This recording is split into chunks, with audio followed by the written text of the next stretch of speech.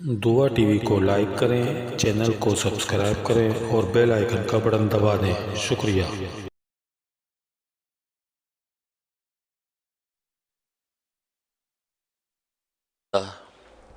الحمد لله نحمده ونستعينه ونستغفره ونؤمن به ونتوكل عليه ونعوذ بالله من شرور أنفسنا ومن سيئات أعمالنا من يهده الله فلا مضل له ومن يضلله فلا هادي له ونشهد أن لا إله إلا الله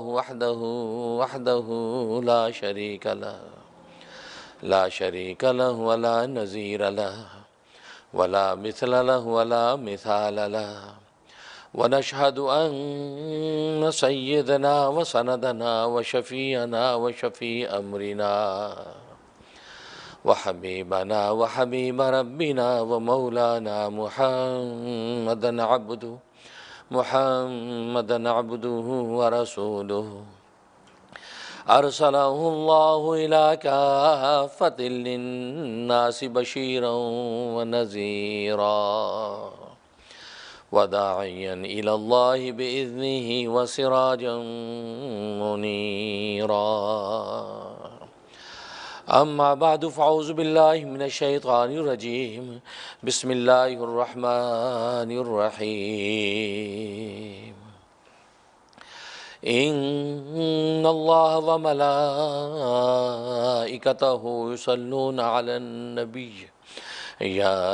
أيها الذين آمنوا صلوا عليه وسلموا تسليما اللهم صل على محمد وعلى آل محمد كما صليت على إبراهيم وعلى آل إبراهيم إنك حميد مجيد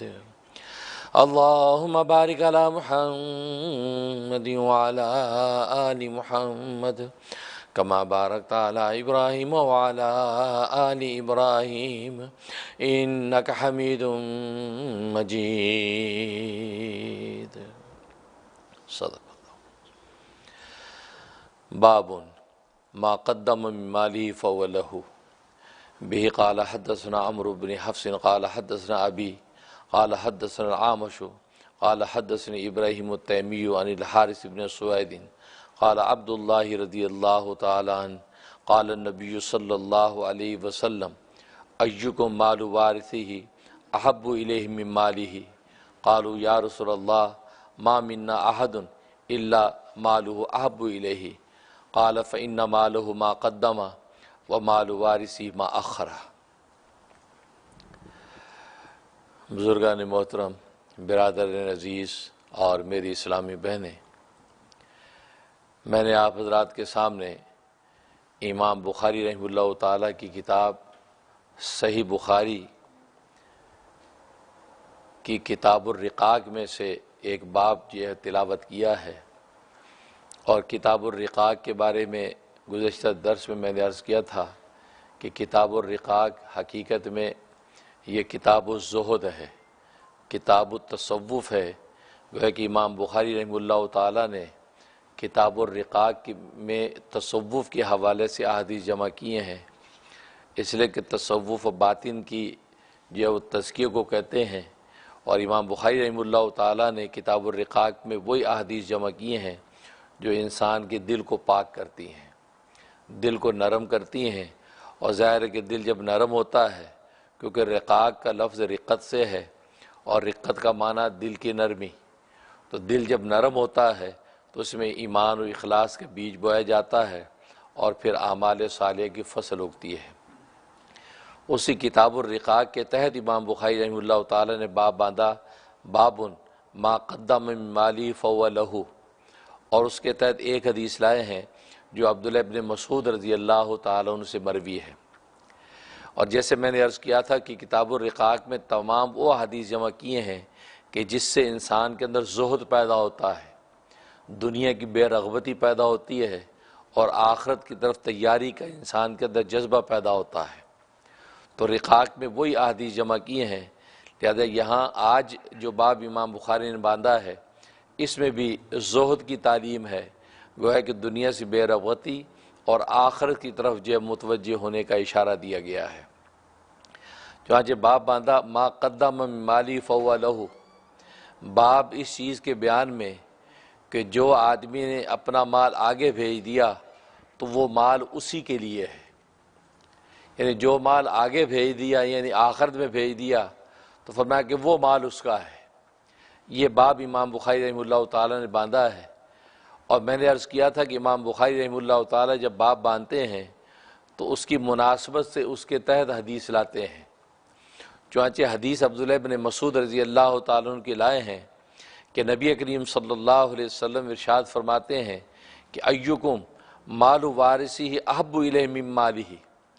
تم میں سے کون ہے کہ جس کی نظر میں اس کے وارث کا مال اس کے اپنے مال سے زیادہ محبوب ہے؟ تم میں کون ہے کہ جس کی نظر میں اس کے وارث کا مال اس کے اپنے مال سے زیادہ محبوب ہے؟ یہ سوال کیا رسول اللہ صلی اللہ علیہ وسلم نے۔ تو قالو، تو صحابہ کرام رضوان اللہ علیہم اجمعین نے جواب دیا، یا رسول اللہ، اے اللہ کے رسول، ما منا احد، ایسا تو ہم میں کوئی بھی نہیں، الا مالو احب الیہ، مگر یہ کہ اس کو اپنا مال زیادہ محبوب ہوتا ہے، یعنی ایسا کوئی نہیں کہ اس کو اپنے وارث کا مال زیادہ محبوب ہو اپنے مال سے، ایسا ہم میں کوئی نہیں ہے، ہر آدمی کو اپنا ہی مال زیادہ اچھا اور محبوب لگتا ہے، تو ہم میں کوئی ایسا نہیں۔ جب یہ بات کہی تو اس پر رسول اللہ صلی اللہ علیہ وسلم نے جواب فرمایا فَإِنَّ مَالُهُ مَا قَدَّمَ، تو پھر سنو کہ اس کا مال وہی ہے جو اس نے آگے بھیجا ہے، اس آدمی کا مال وہی جو اس نے آگے بھیجا، وَمَالُ وَارِثِ مَا أَخَّرَ، اور وارث کا مال وہ ہے جو پیچھے چھوڑ کر گیا ہے۔ گویا کہ اشارہ یہ دے دیا کہ آگے جتنا زیادہ سے زیادہ مال اس نے بھیج دیا یہ اسی کا ہے، یہ اس کو اللہ تبارک و تعالیٰ آگے جو 700 گنا تک بڑھا کے اس کا بدلہ عطا کر دیں گے۔ لیکن اگر وہ آگے نہیں بھیجا اس نے، یعنی انفاق فی سبیل اللہ نہیں کیا، اللہ کے راستے میں خرچ نہیں کیا، تو نتیجہ کیا ہوگا کہ وہ سارا کا سارا پیچھے وارثوں کا ہو جائے گا۔ تو اور کہتے تم یہ ہو کہ اپنا مال وارث کے مال سے ہمیں زیادہ محبوب ہے، تو اگر یہ بات ہے تو پھر تمہیں چاہیے آگے مال زیادہ بھیجو، پیچھوں کے لیے چھوڑ کے نہ جاؤ کہ پیچھے والے پتہ نہیں تمہارے لیے خرچ کریں گے کہ نہیں کریں گے، وارث اپنے من منشا پر جو ہے اس کو خرچ کریں گے، نتیجہ ہے کہ آپ سارا مال پیچھے چھوڑ کے چلے گئے تو وارث کا مال زیادہ اچھا ہو گیا، زیادہ کثیر ہو گیا، اور تمہارا مال تھوڑا ہو گیا۔ اور جبکہ فطرت یہ ہے کہ انسان اپنے مال کو زیادہ محبوب سمجھتا ہے، اپنے مال کی کثرت چاہتا ہے، اپنے مال کی زیادہ حفاظت چاہتا ہے۔ اس لیے نبی کریم صلی اللہ علیہ وسلم نے یہ جواب دیا کہ فَإِنَّ مَالَهُ، پھر اس کا مال تو وہی ہے کہ ما قدمہ، جو اس نے آگے بھیجا ہے، وَمَالُ وَارِثِهِ، اور اس کے وارث کا مال وہ ہے جو اس نے پیچھے چھوڑا ہے۔ اور یہی وجہ ہے کہ جب انسان مر جاتا ہے لوگ ہائے وویلا کرتے ہیں، روتے ہیں، تو کیا سوال کرتے ہیں؟ وہ یہ کہتے ہیں کہ یہ کیا چھوڑ کے مرا ہے، یعنی یہ 3 بچے چھوڑ دیے، بیوہ چھوڑ دی، پیچھے کوئی ان کے لیے کچھ چھوڑ کے مرا ہے یا نہیں؟ تو گویا کہ دنیا والے انسان یہ سوال کرتے ہیں کہ بھی کچھ چھوڑ کے مرا؟ کہتا ہاں جی 4 دکانیں، 5 لاکھ جو ہے وہ ڈالر چھوڑے ہیں، اور 2 جو ہے کھیت چھوڑے ہیں، گاڑیاں چھوڑی، تو لوگ یہ باتیں کرتے ہیں۔ تو نبی کریم صلی اللہ علیہ وسلم فرماتے انسان تو یہ پوچھتے کہ پیچھے والوں کے لیے کیا چھوڑا ہے، اور ملائکہ آپس میں یہ بات کرتے اس نے آگے کیا بھیجا ہے۔ فرمایا کہ دیکھو ملائکہ کے نظریے میں اور انسان کے نظریے میں کتنا آسمان زمین کا فرق ہے، کہ انسان تو دنیا داری کی بات سوچتے کہ پیچھے کیا چھوڑ کے مرا ہے، اور ملائکہ سوچتے کہ اب یہ مر کے آگے چلا گیا، پیچھے والوں کی تو ابھی عمر ہے، وہ زندہ ہیں، وہ تو اعمال صالح کر سکتے ہیں، اس کے عمل تو سب رک گئے ہیں، اب اس نے جو آگے مال بھیجا وہی اس کے کام آنا ہے۔ تو فرشتے یہ سوال کرتے کہ اسے آگے کیا بھیجا ہے؟ تو فرمایا کہ یہ اصل میں وہی نگاہ اور نگاہ سخن کا فرق ہے کہ انسان دنیا داری کو دیکھتا ہے، وہ یہ چھوڑتا کہ پیچھے کیا چھوڑا، وہ یہ کہتا ہے، اور ملائکہ کہتے ہیں آگے کیا بھیجا ہے۔ اس لیے نبی کریم صلی اللہ علیہ وسلم فرماتے ہیں اس کا مال وہ ہے جو اسے آگے بھیجا ہے، اور وارث کا مال وہ جو پیچھے چھوڑا ہے۔ یہ باب امام بخاری رحمہ اللہ تعالیٰ نے باندھا ہے، اور ظاہر ہے کہ اس باب میں جس چیز کی تعلیم دی گئی ہے وہ بھی زہد ہے، کیونکہ اس کا تعلق بھی زہد سے ہے کہ انسان دنیا کی بے رغبتی کو اختیار کر کے آخرت کی فکر کرے، زیادہ سے زیادہ اپنا مال آگے بھیجے، کیونکہ آگے آخرت کے بینک کے اندر جو جمع ہو رہا ہے کل روز قیامت میں اللہ تبارک و تعالیٰ اس انسان کی اخلاص کے نتیجے میں 10 گنا سے لے کر 700 گنا تک بڑھا کر واپس لوٹاتے ہیں۔ تو عقل مند وہی ہے کہ جو آگے مال بھیجے۔ سعد رضی اللہ تعالیٰ صحابی ہیں، وہ بیمار تھے، انہوں نے یہ سوچا کہ جتنا میرا مال ہے میں سارا کا سارا اللہ کے راستے میں صدقہ کر دیتا ہوں۔ انہوں نے رسول اللہ صلی اللہ علیہ وسلم سے اجازت لی کہ یا رسول اللہ صلی اللہ علیہ وسلم، میں یہ چاہتا ہوں کہ اب میرا چل چلاؤ کا وقت ہے، میں یہ چاہتا ہوں کہ سارا مال جتنا میرا میں اللہ کے راستے میں صدقہ کر دوں تاکہ آگے میرا زیادہ سے زیادہ مال پہنچ جائے، اور اللہ کے ہاں قبول ہو گیا تو میری نجات ہو جائے گی۔ انہوں نے یہ اجازت چاہی، رسول اللہ صلی اللہ علیہ وسلم نے منع فرما دیا، فرمایا کہ نہیں، تمہارا اس حال میں دنیا سے جانا زیادہ بہتر ہے کہ تیرے جو وارث ہیں وہ مفلس نہ ہوں۔ تو اس حال میں اپنے ورثہ کو چھوڑ کر جا کہ وہ غنی ہوں، مطلب تیرا مال پیچھے ترکے میں ان کو ملے گا تو غنی ہو جائیں گے، یہ بہتر ہے اس سے کہ تو اس حال میں دنیا سے جائے کہ تیرے وارث سارے فقیر ہوں، تو سارا صدقہ کر دے گا اور وارث تیرے پیچھے فقیر مفلس لوگوں سے مانگتے پھریں گے۔ اس سے بہتر یہ ہے کہ تو ان کو اس حال میں چھوڑ کر جا کہ وہ کسی کے آگے ہاتھ نہ پھیلائیں۔ اس حدیث میں نبی کریم صلی اللہ علیہ وسلم فرما رہے ہیں کہ تصدق نہ کرو، صدقہ نہ کرو، آگے مال نہ بھیجو۔ اور یہ جو حدیث میں نے تلاوت کی ہے، اس میں نبی کریم صلی اللہ علیہ وسلم ترغیب دے رہے ہیں کہ فَإِنَّ مَالُ مَا قَدَّمَ، تمہارا مال وہ جو تم نے آگے بھیجا، وہ کہ آگے مال کو بھیجو کیونکہ وہ تمہیں زیادہ محبوب ہے، پیچھے چھوڑ کر نہ جاؤ، کیونکہ پیچھے جو چھوڑ کر جاؤ گے تو وارثوں کا ہوگا، تو اپنے لیے اگر نجات چاہتے ہو کہ مال آگے بھیجو۔ تو وہاں صاحب بھی اجازت مار رہے ہیں، آپ منع کر رہے ہیں، آخر اس کی کیا وجہ ہے؟ محدثین فرماتے ہیں کہ اصل میں بات یہ ہے کہ بظاہر تو اس میں تعارض معلوم ہوتا ہے کہ وہاں پر آپ منع فرما رہے ہیں اور یہاں آپ کو ہے کہ ترغیب دے رہے ہیں، اصل میں یہ دونوں کے دونوں واقع الگ الگ نوعیت پر ہیں۔ حضرت سعد رضی اللہ تعالیٰ نے جو سوال کیا تھا وہ حالت مرض میں کیا تھا،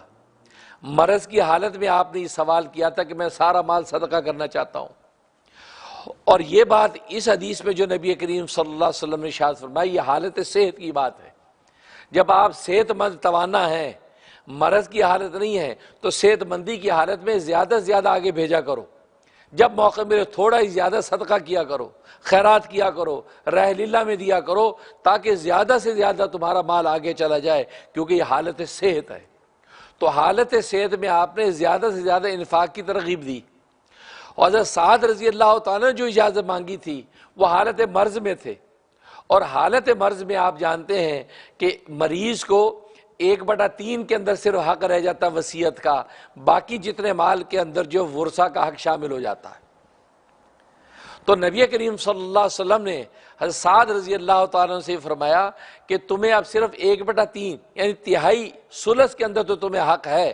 ثلث کے بارے میں تم وصیت کر دو کہ انفاق فی سبیل اللہ کر دیں، اس کو مسجد میں دے دیں، مدرسے میں دے دیں، فقراء میں بانٹ دیں،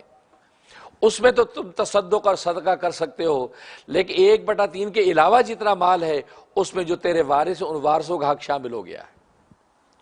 کیونکہ مرض الوفات کے اندر یہ مال عجیب چیز ہے اور اتنا بے وفا ہے، اتنا بے وفا ہے کہ مال، علماء فرماتے ہیں مال میلان سے ہے، مال کا لفظ ہی میلان سے ہے، یہ مائل ہوتا ہے، یہ خود مائل ہوتا ہے اور کبھی دوسرے کو مائل کرتا ہے، انسان مال کی طرف مائل ہوتا ہے، اور کبھی یہ خود مائل ہوتا ہے، یعنی حالت صحت کے اندر انسان اس پر مائل ہوتا ہے،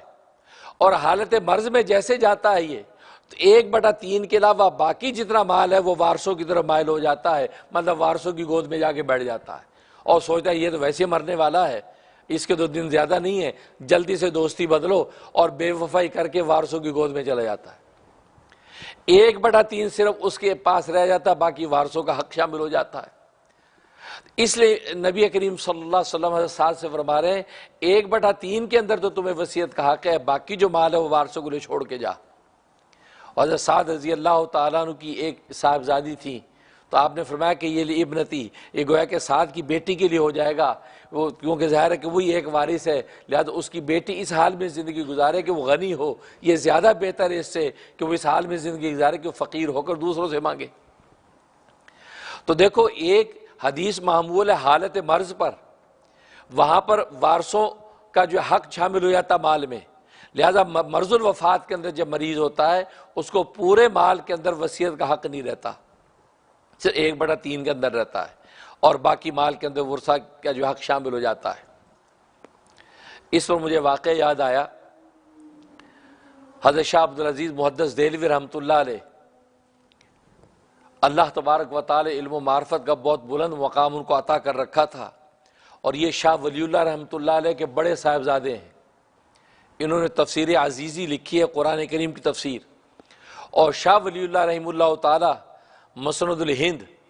امام الہند، اتنا اونچا مقام اللہ نے ان کو عطا کیا کہ یہ پہلے شخصیت ہیں کہ جنہوں نے قرآن کریم کا ترجمہ عربی سے فارسی کے اندر کیا، یعنی غیر عربی کے اندر جو سب سے پہلے ترجمہ ہوا ہے وہ فارسی زبان کے اندر ہوا، اور وہ شاہ ولی اللہ رحمہ اللہ تعالی نے کیا۔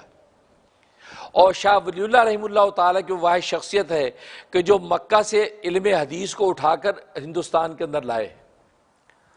چنانچہ حدیث کی سند جب ہم بیان کرتے ہیں تو شاہ ولی اللہ رحمہ اللہ تعالیٰ تک پہنچتے ہیں، شاہ ولی اللہ رحمہ اللہ تعالیٰ سے پھر یہ سند حدیث مکہ مکرمہ تک پہنچتی ہے۔ اور مزے کی بات ہے کہ جتنے بھی ہند و پاک کے اندر جتنے بھی فرقہ ہیں، جتنے بھی دیوبندی ہے، بریلوی ہے، اہل حدیث ہے، ایون قادیانی بھی، قادیانی کافر مرتد ہیں، قادیانی بھی اگر اپنی سند حدیث کو بیان کریں گے ان کو بھی جو ہے شاہ ولی اللہ رحمۃ اللہ علیہ تک پہنچنا پڑتا ہے، کیونکہ ہند و پاک میں حدیث لائے شاہ ولی اللہ، اور شاہ ولی اللہ سے پھر وہ حدیث جاتی ہے ابو طاہر مکی تک، یعنی مکہ مکرمہ پہنچتی ہے۔ شاہ ولی اللہ رحمہ اللہ تعالیٰ اتنے بڑے آدمی، ان کے صاحبزادے ہیں شاہ عبدالعزیز محدث دہلوی رحمۃ اللہ علیہ، بہت علوم و معارف اللہ تبارک و تعالیٰ ان کو عطا کر رکھے تھے، اور بڑی کشف و کرامات اور عجیب ولایت و معرفت کا مقام ان کو حاصل تھا۔ انہوں نے تفسیر عزیزی لکھی ہے، قرآن کریم کے پہلے 2 پارے اور قرآن کریم کے آخری 2 پارے، گویا کہ پہلے 2 اور آخری 2 پاروں کی تفسیر لکھ سکے، فارسی کے اندر لکھی، اس کا ترجمہ اردو کے اندر موجود ہے، اس میں علوم و معارف بھر دیے ہیں۔ یعنی گویا کہ یہ 4 پارے کی تفسیر، درمیان میں موقع نہیں ملا اور حضرت کا وصال ہو گیا، اور وہ 4 پاروں کے اندر ایسے علوم و معارف ہیں کہ علماء اور مفسرین فرماتے ہیں کہ اگر شاہ عبدالعزیز محدث دہلوی رحمۃ اللہ علیہ پوری تفسیر مکمل کر دیتے تو پھر علماء کو کسی عربی اور فارسی دوسری تفسیر کی ضرورت نہیں تھی،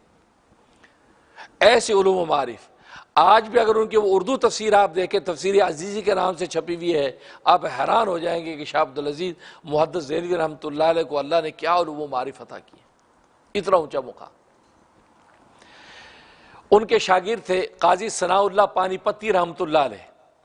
قاضی ثناء اللہ پانی پتی رحمۃ اللہ علیہ، انہوں نے تفسیر لکھی ہے تفسیر مزری کے نام سے، ان کے پیر و مرشد مظہر جان جانا رحمۃ اللہ علیہ یہ ان کے پیر و مرشد ہیں، اور مظہر جان جانا رحمۃ اللہ علیہ یہ مغلیہ شہزادوں میں سے ایک شہزادے ہیں، اور اللہ نے ان کو ولایت و معرفت کا مقام عطا کر رکھا تھا۔ تو انہوں نے اپنے شیخ کے نام پر تفسیر کا نام رکھا تفسیر مظہری، اور تفسیر مظہری آج 10 جلدوں میں اردو کے اندر موجود ہے، اور اس کے اندر عجیب و غریب، اور قاضی ثناء اللہ پانی پتی رحمۃ اللہ علیہ کو بحقی ہند کہا گیا ہے، یعنی ایک عرب کے اندر امام بحقی گزرے ہیں کہ جنہوں نے تفسیر لکھی اور وہاں کے امام المفسرین بنے، اور انہوں نے جو تفسیر لکھی تفسیر مظہری، اس کو دیکھ کر علماء نے فیصلہ کیا کہ بحقی ہند، ہندوستان کا بحقی قاضی ثناء اللہ پانی پتی ہے، اتنا اونچا مقام۔ ان کے حوالے سے واقعہ مجھے یاد ہے کہ طالب علمی کا ہمارا زمانہ تھا، اور بنوری ٹاؤن کے علاقے میں وہاں مسجد عثمانیہ مسجد ہے، وہاں اسلامیہ کالج ہے جہاں پر شیخ الاسلام مولانا شبیر احمد عثمانی رحمۃ اللہ علیہ کا مرکز ہے، تو اسلامیہ کالج وہاں پر ہے، وہیں پر مرکز، اس کی قریبی مسجد ہے، اس کا نام مسجد عثمانیہ مسجد ہے۔ وہاں پر جب تشریف لائے قاری طیب صاحب رحمۃ اللہ علیہ کے صاحبزادے حضرت مولانا سالم صاحب قاسمی رحمۃ اللہ علیہ، تو ہم طالب علم تھے، قریبی بنوری ٹاؤن، جامعہ اسلامیہ بنوری ٹاؤن کراچی پاکستان، وہاں ادارہ، تو ہم ان کا بیان سننے کے لیے وہاں پر آئے۔ تو عشاء کے بعد مسجد عثمانیہ میں مولانا سالم صاحب قاسمی رحمۃ اللہ علیہ کا بیان تھا، انہوں نے اپنے بیان میں واقعہ سنایا۔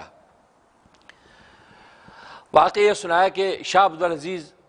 محدث دہلوی رحمۃ اللہ علیہ آخری عمر میں نابینا ہو گئے تھے، ان کو نظر نہیں آتا تھا۔ تو حضرت اپنے دارالافتاء میں بیٹھے تھے، تو کچھ لوگ آئے کہ جی آپ سے ایک فتویٰ لینا، مسئلہ پوچھنا ہے۔ کہ جی کیا مسئلہ پوچھنا ہے؟ کہا حضرت ایک شوہر نے اپنی بیوی سے یہ کہا کہ اگر تو اپنے باپ کے گھر گئی تو تجھے 3 طلاق۔ ظاہر ہے کہ وہ اس خوف سے اپنے باپ کے گھر نہیں گئی، یہاں تک کہ باپ بیمار ہوا، اسے اجازت چاہیے کہ مجھے اجازت دے جانے کی، نہیں، اگر تو اپنے باپ کے گھر گئی تو یہ 3 طلاق۔ اب وہ بیچاری بادل ناخواست تھا، اس نے وقت گزارا، باپ بیمار، خدمت کے لیے دیا، زیارت کے لیے جانا چاہتی تھی، نہیں گئی، یہاں تک کہ جب باپ کا انتقال ہو گیا۔ باپ کا انتقال ہو گیا ہے، اب تو بیچاری بڑی بے قرار پریشان ہے، اور وہ جانا چاہتی ہے کہ اپنے آخری دیدار اپنے باپ کا کر لے۔ اب وہ اپنے باپ کے گھر جانا چاہتی ہے، لیکن شوہر نے کہا نہیں، میری بات وہی، اگر تو اپنے باپ کے گھر گئی تو یہ طلاق۔ اب کیا کریں؟ اب کوئی صورت ہے کہ اب آخری دیدار یہ کر لے؟ کیسے اپنے باپ کے گھر جائے؟ تو حضرت نے سنا مسئلہ، حضرت نے فرمایا کہ میاں اگر یہ اپنے باپ کے گھر گئی تو طلاق تو ہو جائے گی، کیونکہ مشروب طلاق ہے، شرط یہ لگائی ہے کہ وہاں اگر گئی تو طلاق، تو ظاہر ہے کہ اگر وہاں گئی تو طلاق واقع ہو جائے گی، کوئی صورت نہیں ہے بچنے کی۔ یہ بات کہی۔ اب وہ بیچارے لوگ پریشان ایک دوسرے کی شکل دیکھ رہے ہیں، تو قریبی حضرت کے شاگرد قاضی ثناء اللہ پانی پتی رحمۃ اللہ علیہ موجود تھے۔ انہوں نے کہا کہ حضرت اگر اجازت ہو تو میں کچھ عرض کروں؟ کہا کہ ہاں ہاں بتاؤ بتاؤ کیا بات ہے؟ کہا کہ حضرت میرا خیال یہ ہے کہ اگر یہ اپنے باپ کے گھر گئی تو طلاق واقع نہیں ہوگی،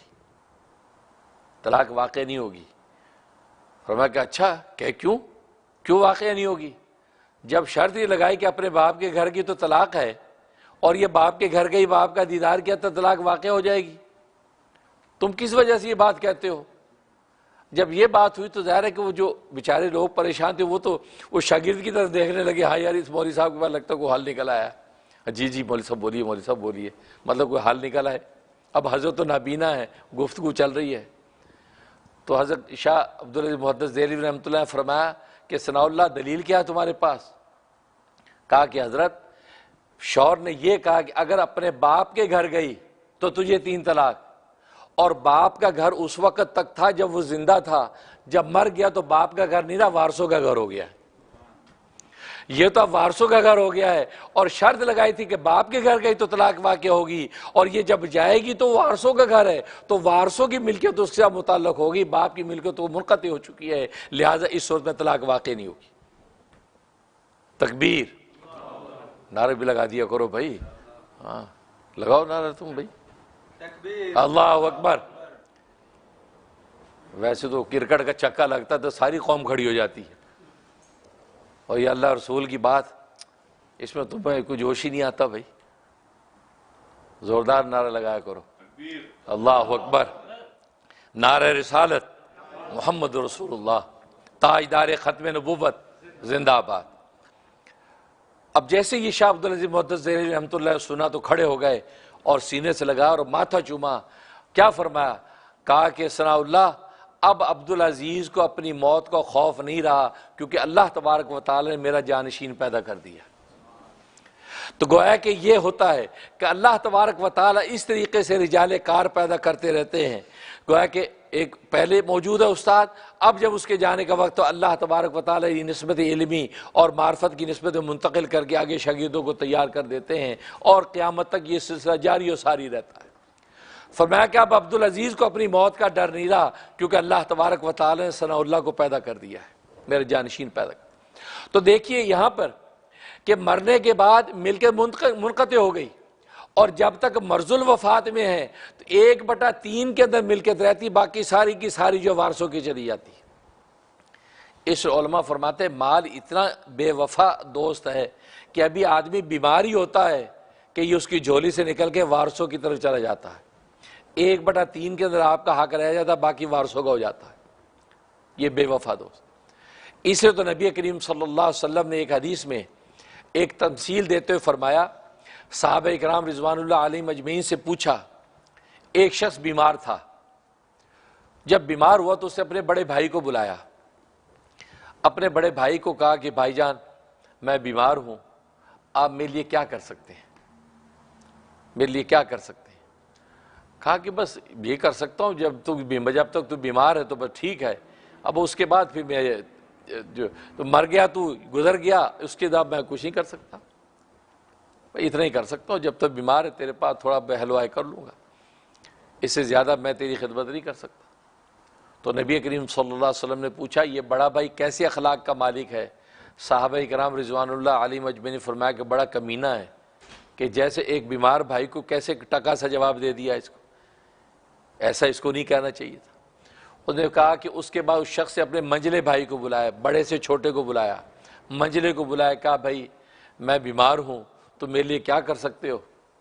کہا کہ کرنا کیا ہے، بیمار ہے، اس وقت تھوڑی بہت جو خدمت ہوگی، اور اس کے بعد جب تو مر جائے گا تو پھر یہ قبر تک پہنچا دیں گے تجھے، اس کے بعد میں کچھ نہیں کر سکتا. کہا کہ اس نے جو کہا یہ کیسا کہا؟ کہا کہ اس نے بھی بات اچھی نہیں کی، اس نے بھی اس کی دل آزاری کی ہے، یہ بھی کمینہ معلوم ہوتا ہے. اس کے بعد اس نے چھوٹے بھائی کو بلایا، چھوٹے بھائی سے کہا کہ بھائی میرے لیے تو کیا کر سکتا ہے، میں بیمار ہوں. چھوٹے بھائی نے کہا آپ فکر نہ کریں بھائی جان، میں آپ کا خادم، آپ کے ساتھ ہوں، آپ بیمار ہیں میں بھی آپ کے ساتھ ہوں، اور اس کے بعد اگر آپ کی اجل آ گئی تو میں آپ کے ساتھ ہوں، مرنے کے بعد بھی آپ کے ساتھ ہی رہوں گا، آپ فکر نہ کریں، آپ بالکل بے فکر رہیں، میں آپ کو ساتھ چھوڑنے والا نہیں ہوں. یہ بات تو نبی کریم صلی اللہ علیہ وسلم نے پوچھا یہ کیسا بھائی ہے؟ صحابہ نے فرمایا یہ تو بہت ہی اچھا بھائی ہے. دیکھو اس کو کیسی تسلی دی کہ نہیں یہ وفا میں آخر تک نبھاؤں گا، میں چھوڑوں گا نہیں تجھے، یہ سب سے اچھا بھائی ہے. تو نبی کریم صلی اللہ علیہ وسلم فرمایا کہ تمہیں پتہ ہے کہ بڑا بھائی کون ہے؟ صحابہ نے کہا اللہ و رسول عالم، اللہ اس کے رسول بہتر جانتے ہیں. فرمایا کہ بڑا بھائی تمہارا مال ہے، بڑا بھائی تمہارا مال ہے، کہ جس مال کے لیے تم نے ساری تگودو کی، ساری خدمتیں کی، دن رات تم نے ایک کر دیا اس مال کی حفاظت کے لیے، اور اس مال کا حال یہ کہ جیسے تم بیمار ہوئے تو 1/3 کے علاوہ باقی سارا کا سارا وارثوں کی جھولی میں چلا گیا. فوراً بے وفائی اس نے کر دی، 1/3 آپ کے پاس رہا، اور جیسے دم نکلا وہ بھی آپ کا نہیں رہا. فرمایا کہ یہ تمہارا مال کہ جس کے لیے تم نے اپنا سب کچھ قربان کر دیا، اور اس نے تمہیں کیا دیا؟ کچھ بھی نہیں دیا، صرف بیمار ہونے کا انتظار کیا، بیمار ہوتے تم سے نکل گئے. اور اس کے بعد منجلا بھائی، فرمایا تمہارے بیوی بچے ہیں،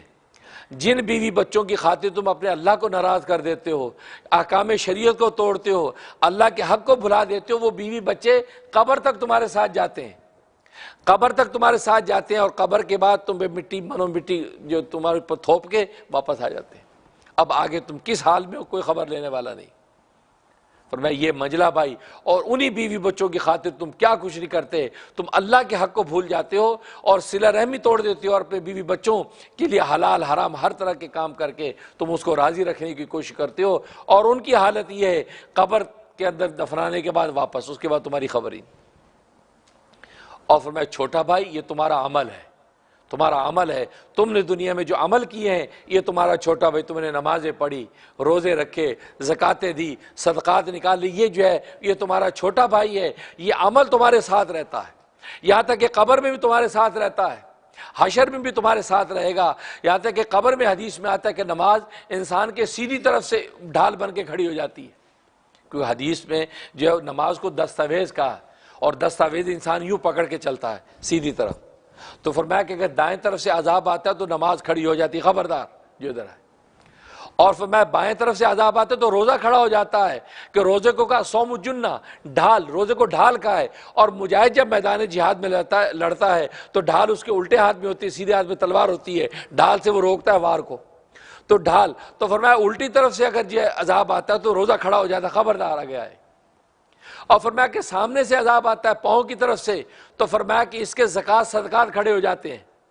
کیونکہ انسان گھر سے چل کے نکلتا ہے، ہاتھ پیر کی کمائی، تو یہ چل کے انسان دکانیں کرتا ہے، کاشتکاری کرتا ہے، صنعتیں کرتا ہے، اس سے کماتا ہے.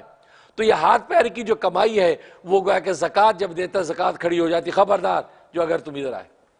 اور فرمایا سر کی طرف سے عذاب آتا ہے تو اس کی تسبیحات، اس کی تحلیلات، لا الہ الا اللہ، لا حول ولا قوت الا باللہ، سبحان اللہ و بحمدہ سبحان اللہ العظیم، وہ جتنی تسبیحات اذکار ہیں یہ سب سر کی طرف کھڑے ہو جاتے ہیں، خبردار تم ادھر آئے۔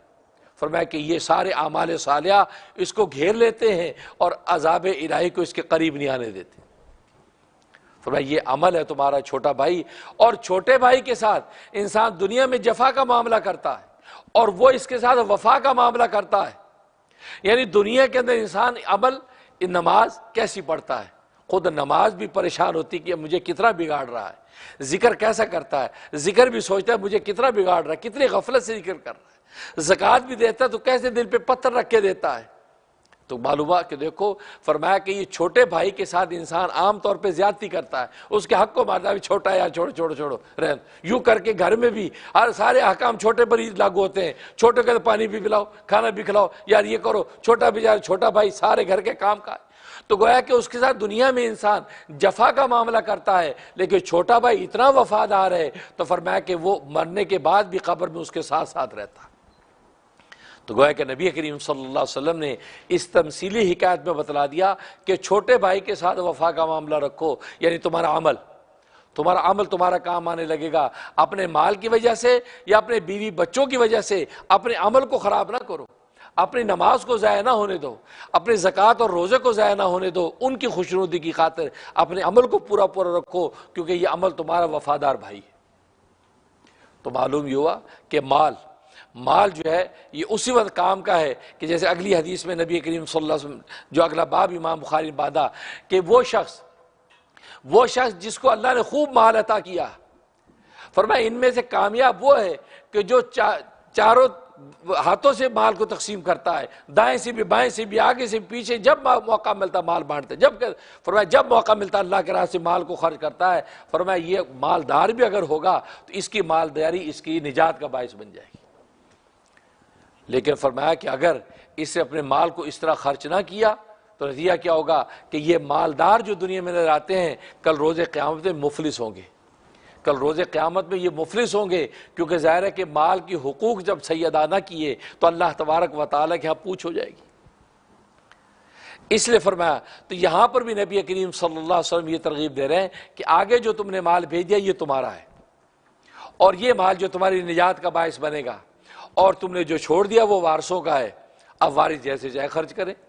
اگر انہوں نے راہ اللہ میں خرچ کیا تو تمہارے لیے صدقہ جاریہ بن جائے گا، لیکن نہیں تو فرمایا کہ حالت صحت اگر ہے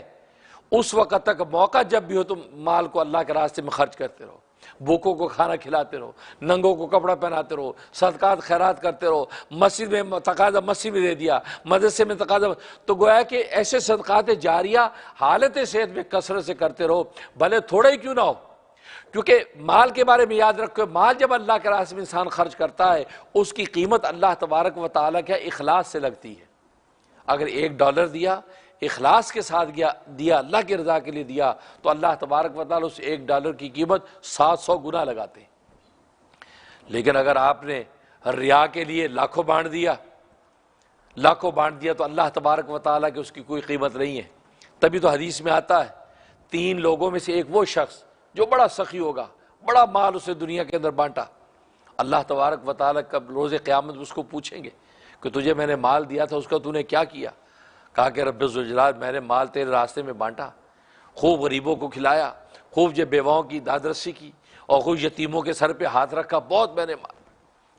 تو اللہ تبارک و تعالیٰ فرمائیں گے تو نے یہ سب اس لیے کیا تھا کہ تجھے کہیں کہ یہ بڑا سخی ہے، انو جواد، یہ بڑا سخی ہے، تو اپنے آپ کو سخی کہلانے کے لیے تو نے کیا تھا، لہذا دنیا میں فقط قیل، دنیا میں تجھے سخی کہہ دیا گیا ہے، اب میرے پاس تمہارے لیے کچھ نہیں۔ حدیث میں آتا ہے اوندے منہ کر کے اللہ تبارک و تعالیٰ اس کو جہنم کی آگ میں ڈال دیتے۔ کتنا بڑا عمل، کتنی سخاوت کی، کتنا اسے مال بانٹا، لیکن اللہ کی کوئی قیمت نہیں لگی، کیونکہ ریا تھی، رضا نہیں تھی۔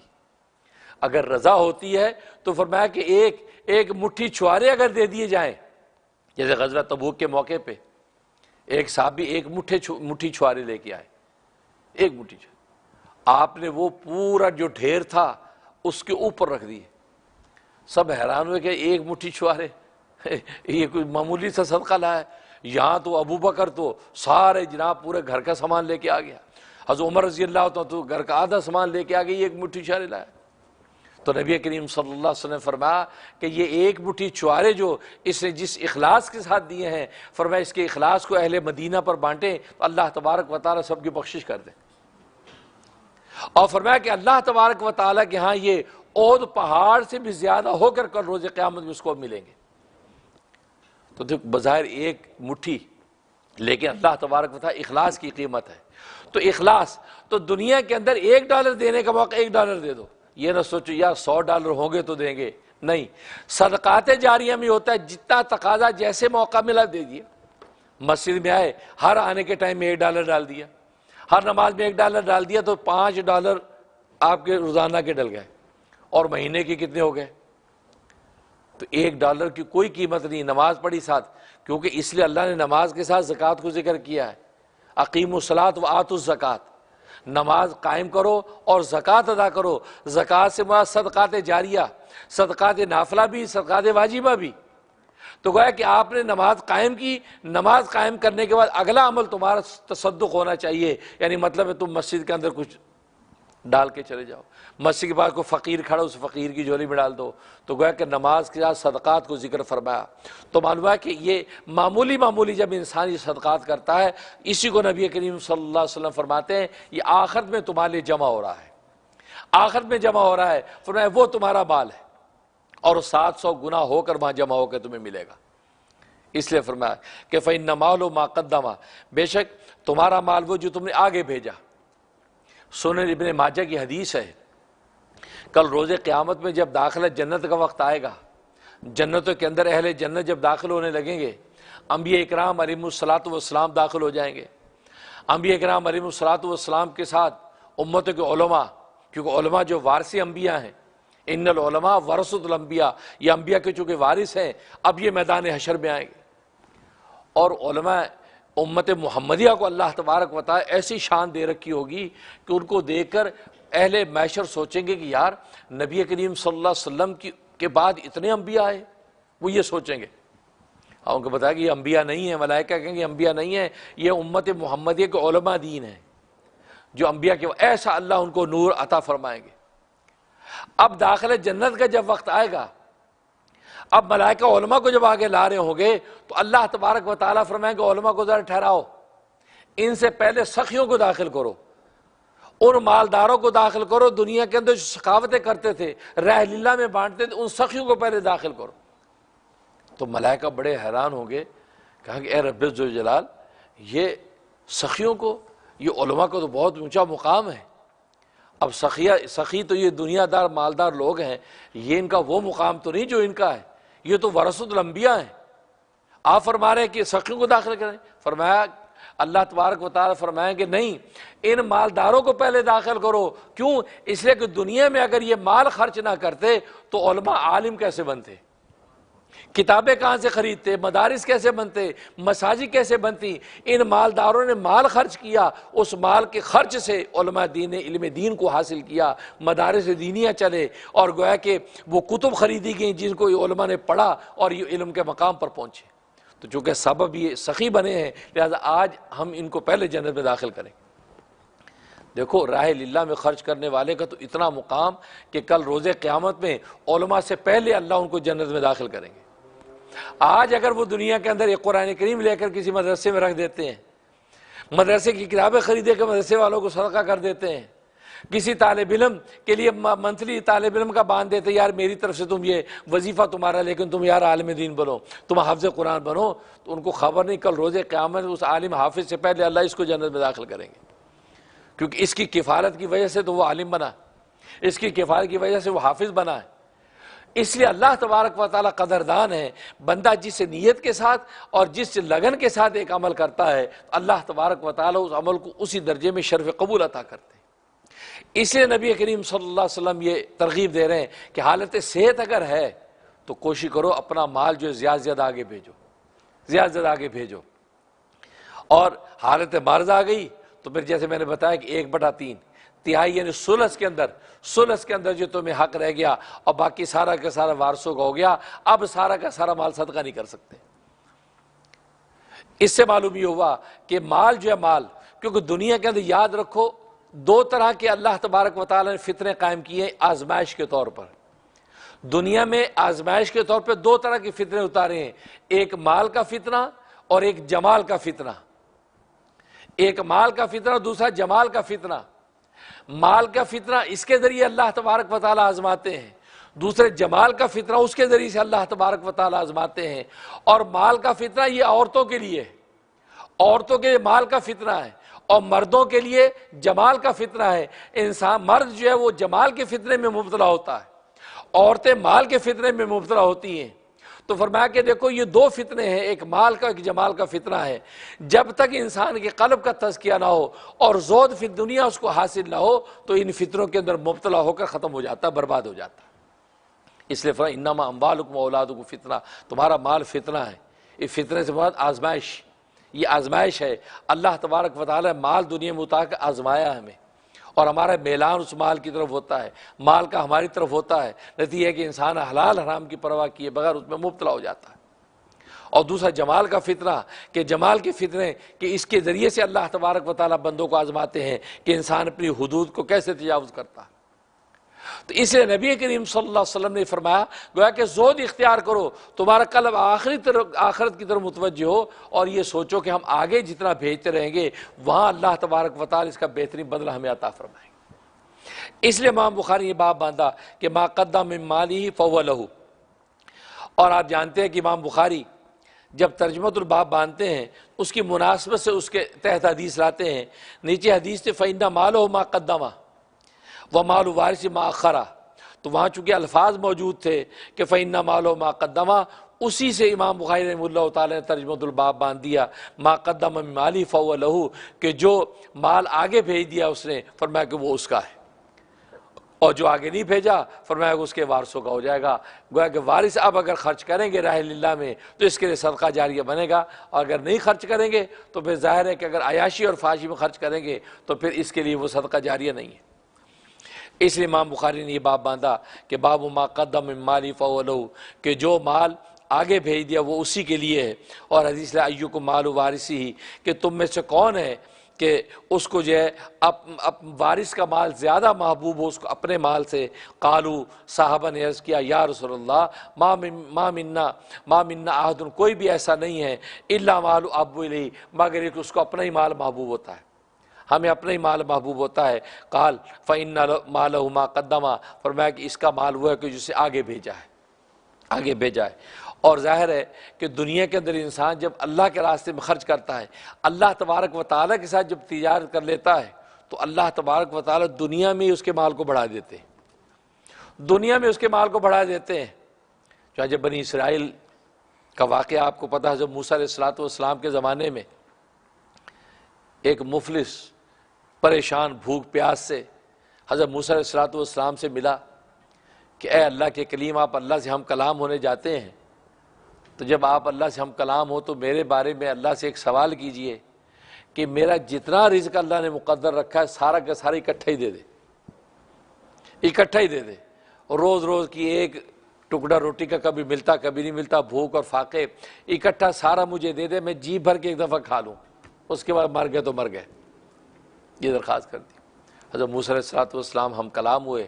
اور اللہ تبارک و تعالی سے کہا کہ ایک بندے نے کہا کہ میں تو بڑا مفلس و غریب ہوں اور کھانے کو کچھ نہیں ہے، آپ جو وہ سارا کا سارا میرا مقدر مال مجھے عطا کر دیں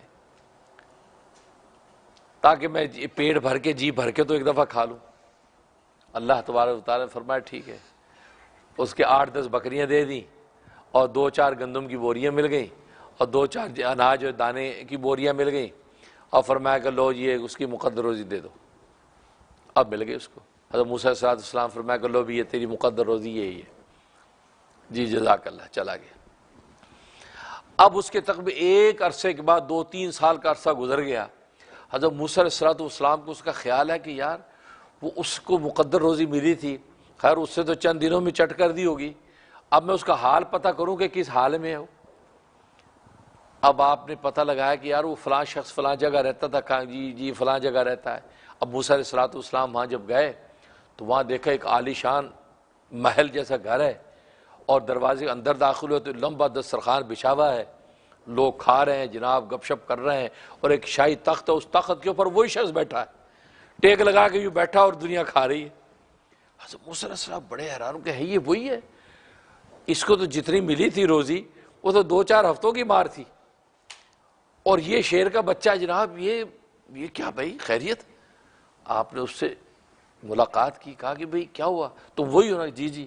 یہ کیا تماشا، تمہاری مقدر روزی جو اتنی سی تھی، یہ کیا ماجرا ہے؟ تو کہتے بس اللہ تبارک و تعالیٰ کے فیصلے۔ ادھر موسیٰ علیہ السلام نے اللہ تعالیٰ سے سوال کیا، رب ذوالجلال، اس کی مقدر روزی تو تھوڑی سی تھی، وہ تو چند دنوں میں ختم ہو جاتی، یہ اس کے میں دسترخوان وسیع اور محلات دیکھ رہا ہوں۔ تو اللہ تبارک و تعالیٰ نے فرمایا، موسیٰ اصل میں اس نے میرے ساتھ نفع کی تجارت کر لی تھی، اس نے میرے ساتھ تجارت کر لی تھی۔ کیا مطلب یہ کہ جتنا اس کو میں نے دیا تھا، اگر یہ اپنی ذات پر استعمال کرتا، خود ہی کھاتا رہتا تو چند ہفتوں میں سارا ختم ہو جاتا، لیکن اسے دوسروں کو کھلانا شروع کر دیا۔ جب دوسروں کو کھلانا شروع کیا تو اس نے میرے ساتھ تجارت کر لی، اور میرے ساتھ تجارت کرنے والا کبھی خسارے میں نہیں جاتا، لہذا میں نے اس کے ایک کو 700 گنا کر دیا۔ اللہ اکبر، اللہ اکبر۔ مطلب فرمایا کہ میں نے اس سے 700 گنا، گویا کہ اللہ سے تجارت کر، مہمانوں کو کھلا رہا ہے، دوستوں کو کھلا رہا ہے، غریبوں میں بانٹ رہا ہے۔ نتیجہ کہ اللہ تبارک و تعالی انفاق فی سبیل اللہ، مطلب آگے بھیجنے کا جب سامان ہو گیا تو اللہ تبارک و تعالی نے اس کے مقدر روزی میں اضافہ کر دیا۔ لیکن اپنی ذات پر اگر خرچ کرتا تو فرمایا اتنا ہی تھا جتنا ہے۔ بس اس سے آپ اندازہ لگا لیجئے، ہم اپنی ذات کو اگر سامنے رکھ کے خرچ کرتے رہیں اپنی ذات پہ تو پھر اتنا ہی ہوگا۔ پھر ایک وقت گیا اور کہیں گے یار پتہ نہیں کہاں چلا گیا۔ نہیں، ذات کے ساتھ دائیں بائیں کے ماحول کو بھی دیکھو، غریبوں کو بھی کھلاؤ، دوستوں کی دعوت بھی کرو، مہمانوں کو بھی کھلاؤ، مسافروں کی مدد بھی کرو، جہاں کوئی تقاضا بھوکا ہے وہاں بھوکو۔ نتیجہ کیا ہوگا؟ اللہ تبارک و تعالیٰ سے بھی جب آپ کی تجارت چلتی رہے گی تو آپ کی مقدر روزی میں اللہ تبارک و تعالیٰ یوں برکت نازل کرتے رہے گی۔ یہی بات نبی کریم صلی اللہ علیہ وسلم فرمانا چاہتے ہیں کہ فَإِنَّ مَالُ مَا قَدَّمَ، آگے جو بھیجا وہ ہے، اصل میں وہ مال ہے، ورنہ دنیا میں اپنی ذات پہ خرچ کر کے کھا لیا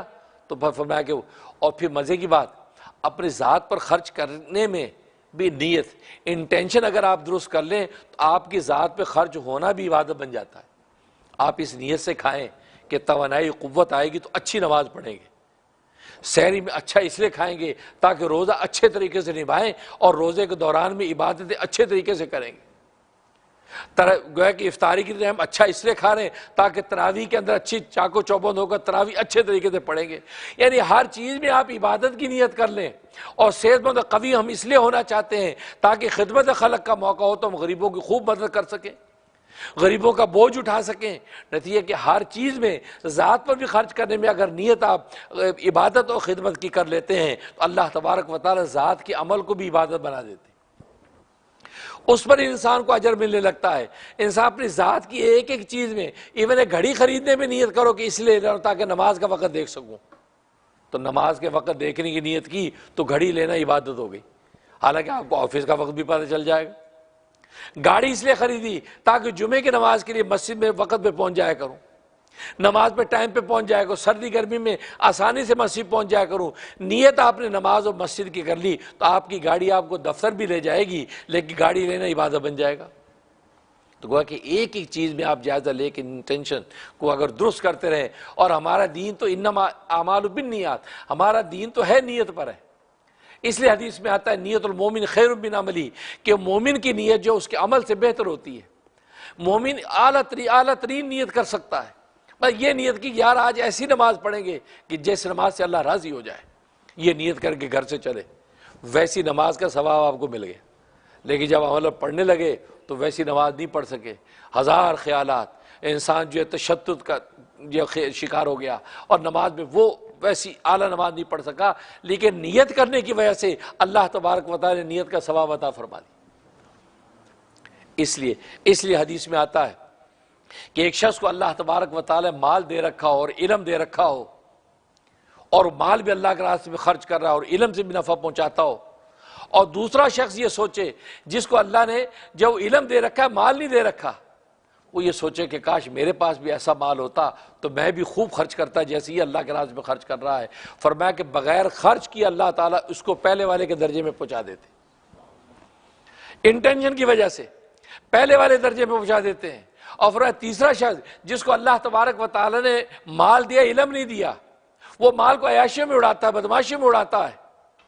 اور چوتھا شخص جس کو نہ مال دیا نہ علم دیا، وہ اس کو دیکھ کے یہ تمنا کرتا ہے کاش میرے پاس بھی مال ہوتا، میں بھی عیاشی کرتا، میں بھی بدماشیاں کرتا، میں بھی ادھر ادھر گھومتا، وہی نیت کرتا ہے۔ فرمایا کہ یہ شخص پہلے والے گناہ دونوں برابر ہو جاتے، حالانکہ پہلے والا گناہ کر کے گناہ گار ہو رہا ہے اور یہ نیت کر کے گناہوں میں شامل ہو رہا ہے۔ فرمایا دیکھو انٹینشن کی اتنی بڑی قیمت ہے، اس لیے کا روز قیامت میں اللہ تبارک و تعالیٰ بہت سے اعمال ناموں میں اعمال بندے کے دکھائیں گے جو صرف نیت کی وجہ سے لکھ دیے گئے، کیونکہ ملائکہ کہیں گے اللہ اس سے تہجد تو پڑھی نہیں کبھی، یہ فجر میں بھی ڈھل مل کرتا تھا، یہ تہجد کہاں سے آ گئی اس کی، یہ روزے کہاں سے آ گئے اس کے، یہ تراویاں یہ کہاں سے، بھئی یہ تو ویسی۔ تو اللہ فرمایا کہ نہیں، یہ روزانہ بیچارہ تہجد کی نیت کر کے سوتا تھا اور پھر سوتا رہ جاتا تھا، لیکن نیت سچی کرتا تھا، لہذا ہم نے اس کی نیت کی وجہ سے اس کے نام اعمال تہجد لکھوا دی۔ اب یار یہ تو آسان کام ہے نا، یہ نیت کر کے سو جاؤ، یہ نیت کر کے سو جاؤ یار تہجد پڑھیں گے، یار نہیں آنکھ کھولی کوئی بات ہے کہ اللہ تبارک و تعالیٰ کیا نیت کی وجہ سے تہجد لکھ دیا۔ روزہ رکھیں گے، نفلی روزہ رکھیں گے، یار نہیں رکھ سکے نیت کی وجہ سے۔ تو معلوم ہے کہ نیت ایک ایسی چیز ہے کہ انسان جب اعمال صالحہ کی سچی نیتیں کرتا رہتا ہے تو اللہ تبارک و تعالیٰ کل روز قیامت اس کی نیت کی وجہ سے اس کو عمل کا اجر و ثواب عطا فرما دیتے۔ اس لیے دنیا کے اندر مال خرچ کرنے میں بھی جتنی استطاعت ہے خرچ کرو، یہ نہ سوچو کہ یار زیادہ ہوگا تو خرچ کریں گے، نہ $1 ہے $1 ہی دے دو، ایک پینی دے دو، خرچ کر دو، یہ نہ سوچو زیادہ ہوگا۔ کیوں؟ نیت آپ نے اچھی کی ہے اور سچی نیت کے ساتھ آپ جتنا دیں گے اللہ تبارک و تعالیٰ کے وہ شرف قبول پا جائے گا، اور جب اگر قبول ہو گیا تو میں نے بتایا 10 سے لے کے 700 گنا تک اللہ تبارک و تعالیٰ اس کو بڑھا کر عطا کرتے۔ اور پھر عجیب بات یہ ہے کہ مال کا جو بدلہ ہے، مال جب اللہ کے راستے میں خرچ ہوتا ہے اور اس کا جو بدلہ ہے اللہ تبارک و تعالیٰ دنیا میں بھی عطا کرتے۔ یعنی یہ واحد نیکی ہے کہ آخرت میں تو اس کا اجر ملتا ہے، لیکن دنیا میں بھی اللہ تبارک و تعالیٰ 700 گنا بنا کر اس کو ضرور عطا کرتے۔ لہذا دنیا میں بھی صدقے کرنے والے کبھی بھوکے اور مفلس نہیں مرتے، اللہ ان کے مال میں اضافہ اور برکت ڈالتے رہتے، کیونکہ اللہ اس نیکی کا بدلہ دنیا میں عطا کرتے ہیں، اور آخرت میں تو ملے گا، لیکن دنیا میں بھی اللہ تبارک و تعالیٰ اس کو مفلس نہیں ہونے دیتے۔ تبھی تو حدیث میں آتا ہے کہ نبی کریم صلی اللہ علیہ وسلم فرماتے ہیں میں قسم کھا کے یہ بات کہتا ہوں کہ صدقے سے مال کم نہیں ہوتا۔ نبی قسم کھا کے کہہ رہے ہیں، اور قسم ظاہر اس وقت کھائی جاتی ہے کہ جب پورا ماحول و معاشرہ دوسری ڈگر پہ جا رہا ہو، سارا ماحول معاشرہ کہتا ہے نہیں جی نہیں، صدقہ دینے سے ہم نے خود دیکھا مال کم ہو جاتا ہے، $100 تھے 50 دے دی، 50 رہ گئے، کم ہو گئے بھائی، 50 میں بھی 25 دے دیں گے، 25 رہ گئے بھائی، کم ہو گئے، کیا بات کرتے ہو؟ کیونکہ ہم سطحی نگاہ سے دیکھ رہے ہیں، اور نبی کریم صلی اللہ علیہ وسلم پردہ غیب کے اندر دیکھ رہے ہیں۔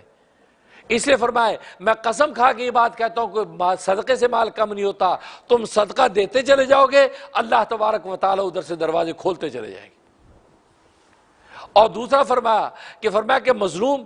کہ مظلوم کی عزت میں اللہ اضافہ کریں گے۔ کسی نے ظلم کیا کسی مظلوم پہ اور مظلوم نے اس کا بدلہ نہیں لیا، خاموشی اختیار کر لی، صبر کر لیا، تو بظاہر تو ذلت ہوئی نا اس کی، لیکن اس سے صبر کیا کہ کوئی بات نہیں، میں بدلہ نہیں دیتا۔ نبی فرماتے ہیں میں قسم کھا کے کہتا ہوں اس مظلوم کی عزت مرتبے میں اللہ ضرور اضافہ کرتے ہیں۔ بظاہر دنیا تو کہتے ہتھ کی عزت ہو گئی، یار میری ہتھ کی عزت ہے، مقدمہ کریں گے اسے مجھے انسلٹ کی ہے۔ فرمایا یہ اپنی عزت خاموش ہو جائے، کوئی بات نہیں۔ فرمایا کہ اس کی عزت کو اللہ ضرور اضافہ کرے گا، میں قسم کھا کے کہتا ہوں۔ اور تیسرا فرمایا کہ جو مخلوق کے آگے ہاتھ پھیلائے گا، مخلوق سے سوال کرے گا، مانگے گا، نبی فرماتے میں قسم کھا کے کہتا ہوں اللہ تبارک و تعالی اس شخص پر فقر و فاقہ مسلط کر دیں گے، اس کے لیے نصرت کے دروازے بند کر کے اس پر غربت کا دروازہ کھول دیں گے جو مخلوق سے مانگے گا۔ فرمایا مالک کو بھول کے مخلوق سے جب مانگنے لگا، محتاج سے مانگے گا تو محتاج اس کی کیا مدد کرے گا؟ تو فرمایا کہ میں قسم کھا کے کہتا ہوں اللہ ایسے شخص پر غربت کا دروازہ کھول دیتے، اس کی غربت اور فقر کبھی ختم نہیں ہوتا۔ فرمایا مانگنا ہے تو اللہ سے مانگو۔ تبھی نبی فرماتے ہیں ایک جوتی کا تسمہ ہو یا نمک کی ڈلی ہو، وہ بھی اگر تمہیں مانگنی ہو تو اپنے اللہ سے مانگو۔ اور واقعی اللہ سے مانگنے کا لطف اگر مل گیا، اللہ سے مانگنے کا سلیقہ نصیب ہو گیا، تو پھر آپ کو کسی طرح نگاہ اٹھانے کی یعنی گوارا ہی نہیں ہوگا کہ نگاہ کسے اٹھائیں۔ تبھی تو اللہ تبارک و تعالیٰ جن اولیاء کاملین کو رات کی شاہی عطا کر دیتے ہیں، وہ دنیا کی بادشاہیوں کو ٹھوکر مار دیتے ہیں۔ تو اس لیے فرمایا قسم کھا کے نبی نے یہ 3 باتیں فرمائیں، جن میں ایک بات یہ فرمائی کہ میں قسم کھا کے کہتا ہوں کہ صدقے سے مال کم نہیں ہوتا، لہٰذا صدقات دیا کرو، صدقہ کیا کرو، اور صدقے کے نتیجے میں اللہ تبارک و تعالیٰ کی فوراً رحمت، بلائیں فوراً ٹلتی ہیں۔ چنانچہ حدیث میں آتا ہے ایک عورت کا بچہ درندہ اٹھا کے لے گیا، ایک درندہ آیا، اس نے اس عورت کا بچہ چھینا اور درندہ بھاگا۔ جیسے بھاگا، اس عورت کے ہاتھ میں ایک روٹی کا ٹکڑا تھا، کچھ نہیں تھا، روٹی کا ٹکڑا تھا، وہ جلدی سے روٹی کا ٹکڑا اللہ کے راستے میں صدقہ کر دیا، کسی پرندے کے آگے ڈال دیا، کسی انسان کو صدقہ دے دیا، روٹی کا لقمہ ایک چھوٹا سا فوراً صدقہ کر دیا۔ جیسے صدقہ کیا، ادھر درندے نے فوراً منہ سے بچہ چھوڑ دیا اور بھاگ گیا۔ اور جب یہ دوڑی بچے کو لے کے سینے سے لگا، آواز آئی غیب سے۔ آواز کیا آئی؟ فرمایا کہ لقمہ لقمے کے بدلے میں مل گیا، لقمہ لقمے کے بدلے مل گیا۔ تو نے یہ لقمہ صدقے کا جب یہاں دیا، اللہ تبارک و تعالیٰ اس کے لقمے کو چھین کر تجھے واپس کر دیا۔ فرمایا لقمہ لقمے کے بدلے میں ہو گیا۔ تو جب آفت مصیبت آئے، فوراً گھر بیٹھے بیٹھے $1 کا ایک نکال دو، یا اللہ یہ صدقہ دے دیا میں نے، یہ خبر میں نے سنی ہے، یہ صدقہ نکال دیا۔ جیسے کوئی معقول آدمی ملے گا مفلس، اس کو میں دے دوں گا فوراً۔ دیکھو یہاں اس عورت نے فوراً ایک روٹی کا ٹکڑا صدقہ کر دیا، فرمایا لقمہ لقمے کے بدلے میں۔ اسی وقت اللہ تبارک و تعالی درندے کے دل میں ڈالا اور اس نے اس کے بچے کو چھوڑ دیا۔ اور آج ہم جو ہے وہ ہر وکیل کی طرف دوڑتے ہیں، حسبنا اللہ و نعم الوکیل کو دیکھتے نہیں۔ حسبنا اللہ و نعم الوکیل کو دیکھو، جب اس کو دیکھ کر آپ فوراً صدقہ نکال دیں گے، نتیجہ کیا ہوگا؟ اللہ تبارک و تعالیٰ اسی وقت ہی آپ کے لیے رحمت کا دروازہ کھول دیں گے،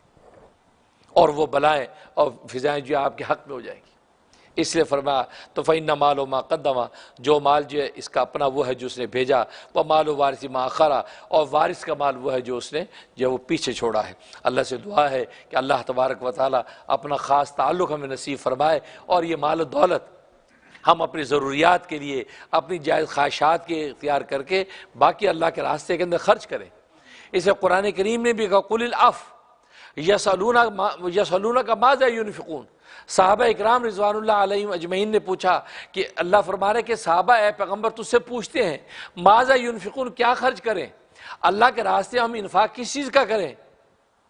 تو فرمایا قُلِ الْعَفْوَ، آپ ان کو کہہ دیجئے زائد بچ جائے، تمہاری ضرورت اور جائز خواہش سے جو زائد بچ جائے وہ اللہ کے راستے میں دے دیا کرو۔ اور آج ہم جائز بھی نہیں خرچ کرتے، ہم جو زائد بھی نہیں خرچ کرتے، ہم اپنی جو خواہشات ضروریات سب پوری ہو گئی، اب باقی کہتے یار یہ ایمرجنسی کے لیے رکھا ہے، ایمرجنسی فنڈ ہے، ایمرجنسی، پتہ نہیں کیا آفت آ جائے یار، آسمان ٹوٹ جائے، زمین پھٹ جائے، بھائی ایمرجنسی فنڈ، بھائی وہ زائد ہے، بھائی دے دو اللہ کے راستے میں۔ نہیں یار کیا بات کر رہے ہو، مسیح میں دے دیں گے، بھائی بچے کیا ہوا کھائیں گے؟ یار مدرسہ بنوا دیں گے، ٹھیک ہے، وہ غریبوں کے بچے کھائیں، ہمارے بچے کیا پھر ہوا کھائیں گے، دعائیں کھائیں گے؟ نہیں، یہ بے توقیری جو اللہ کو گوارا نہیں ہے۔ آپ کو قرآن نے کہا زائد ہے، اب زائد تو نکال دو، نتیجہ کیا ہوگا؟ اس کے بدلے میں اللہ تبارک و تعالیٰ آپ پر اپنے خزانوں کے دروازے کھولے رکھیں گے، اور دنیا میں بھی۔ اور میں نے بتایا یہ انفاق کا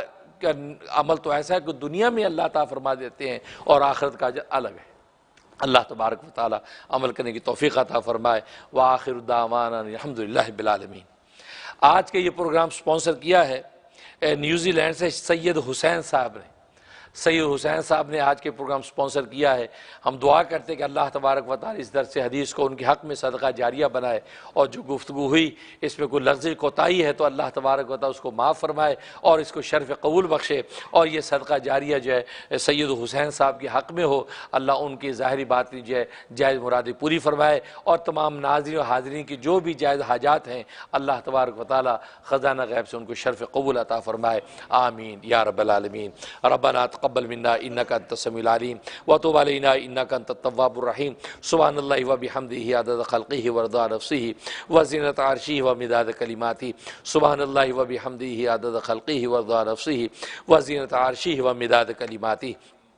یا اللہ ہمارے گناہوں کو معاف فرما، یا اللہ ہماری خطاؤں سے درگزر فرما، یا اللہ ہماری نیکیوں کو قبول فرما، یا اللہ ہمارے گناہوں کو ختم فرما، یا اللہ ہم تمام حاضرین اور ناظرین کی جائز مرادیں پوری فرما، ان کی مشکلات کو آسان فرما، یا اللہ ان کی جائز مرادیں پوری فرما، حاجات پوری فرما، یا اللہ جو ان کے نیک مقاصد ہیں یا اللہ اس میں ان کو کامیابیاں عطا فرما، یا اللہ جو طالب علم ہیں دین یا دنیا کے علوم حاصل کر رہے ہیں یا اللہ ان کو کامیابیاں عطا فرما، اپنا خاص تعلق نصیب فرما، یا اللہ ان کے قلوب کو ایمان و عمل صالح سے منور فرما۔ ربنا آتنا فی الدنیا حسنہ، یا اللہ دنیا میں بھی عیش و آرام کی زندگی عطا فرما، وفی الآخرۃ حسنہ، آخرت میں بھی عیش و آرام کی زندگی عطا فرما، وقنا عذاب النار، جہنم کے عذاب سے ہمیں محفوظ فرما۔ یا اللہ جن جن لوگوں نے دعاؤں کی درخواست کی ہے یا اللہ سب کی جائز دلی مرادیں پوری فرما، سید حسین صاحب کو جزائے خیر عطا فرما۔ اس کے علاوہ رحم ٹی وی کے ساتھ جو لوگ بھی متعلق ہے اور میں معاونین محبین ہیں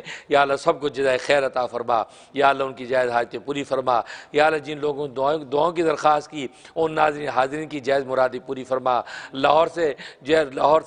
راحت جو ہے پروین صاحبہ نے درخواست کی ہے یا اللہ راحت پروین صاحبہ کی جائز مرادیں پوری فرما، یا اللہ ان کی بچیوں کے نصیب روشن فرما، یا اللہ ان کے لیے ان کے نصیب کشادہ فرما، یا اللہ وہ اپنا ذاتی گھر چاہتی ہیں یا اللہ ان کو دنیا میں بھی راحت صاحبہ کو ذاتی گھر عطا فرما، آخرت میں بھی یا اللہ ان کو ذاتی گھر عطا فرما، یا اللہ اور اس کے علاوہ جن لوگوں نے دعاؤں کی درخواست کی، کراچی سے فوزیہ بیٹی نے اور نیہا بیٹی نے درخواست کی ہے یا اللہ ان کی بھی نصیب اچھے فرما، یا اللہ ان کو بھی صحت و عافیت عطا فرما اور ظاہری باطنی دولتوں سے مالا مال فرما۔ یا اللہ ہمارے Kashmir Islamic centre Yonkers New York کہ جو ہے وہ ہمارے کرم فرما ہیں ڈاکٹر عبدالعزیز صاحب، ان کا جو ہے وہ منڈے کو جو اوپن ہارٹ سرجری ہے یا اللہ ڈاکٹر عبدالعزیز صاحب کو صحت و عافیت عطا فرما، یا اللہ انہیں شفا کلی عطا فرما، یا اللہ ہمارے اس کشمیر سینٹر کے وہ بانیوں میں سے ہیں یا اللہ ان کی صدقہ جاریوں کو قبول منظور فرما، یا اللہ